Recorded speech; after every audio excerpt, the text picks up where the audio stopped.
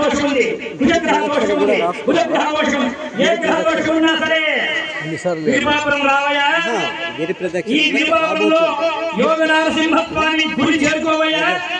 అక్కడ నీ రాశికి సంబంధించిన చెట్టు ఉంది, దాన్ని ముట్టి నమస్కారం చేయి, ఈ దోషాన్ని పరిహారం చేసుకో అని. ఈ స్థానం నవగ్రహ వృక్ష మండపం కాబోతోంది భవిష్యత్తులో. అంతేకాదు, నేను దాదాపు 8 సంవత్సరాల క్రింద వచ్చి ఆ స్వామి నాకు చెప్పిన మాట చెప్పాను. ఇక్కడ ఈ క్షేత్రం గిరి ప్రదక్షిణానికి మూలము.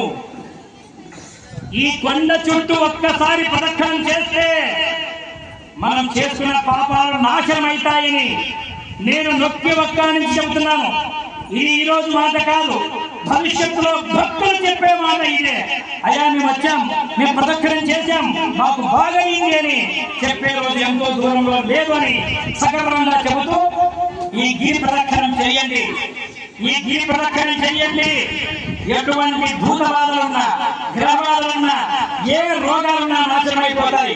ఈ గిరి ప్రదక్షిణం చేయండి, తప్పక పెళ్లిళ్ళు అవుతాయి, సంతానాలు అవుతాయి, తప్పకుండా మేలు జరిగి తీరుతుంది. ఇది నేను ఒక స్వామిగా చెప్పడం లేదు, ఆయన నాతో చెప్పించిన మాటలు చెబుతున్నాను. ఆయన ఉన్నాడు.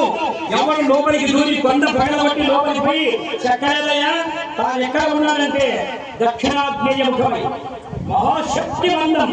ఎంత శక్తివంతం అంటే ఉరుకుంద వీరన్న స్వామి శక్తివంతులా కాదా?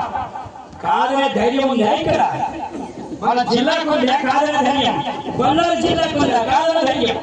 ఉరుకుంద వీరన్న స్వామి ఎంత శక్తివంతుడో ఆయన ఆజ్ఞాముఖంతో ఉన్నాడు కాబట్టి ఈయనప్పుడు అంతే ఆజ్ఞాముఖంతో ఉన్నాడు, ఈయనప్పుడు అంతే శక్తివంతుడు. రాబోయే రోజుల్లో ఈయన ఆస్థాయికి వచ్చే స్వామి అందరినీ అనుగ్రహించే స్వామి. దీనికి సాక్ష్యమేమి? ఉరుకుంద వీరన్న స్వామిని అందరూ దర్శించి వస్తాం కదా శ్రావణ మాసంలో.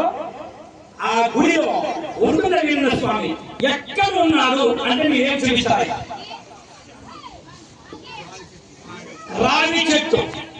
రావి చెట్టులో స్వామి ఉన్నారు. అక్కడ అదో రావి చెట్టు. ఈ ప్రపంచంలో భగవద్గీత చెబితే శ్రీకృష్ణ పరమాత్ముడు చెప్పిన భగవద్గీతను స్వయంగా విన్నటువంటి ఏకైక వృక్షం రావి చెట్టు. అదే పరమాత్ముడు. ఆ రావి చెట్టే ఈయనకు మూలాధారమై ఇక్కడ ఉంది. మీరు ఈయనను సేవించండి, తరిస్తారు.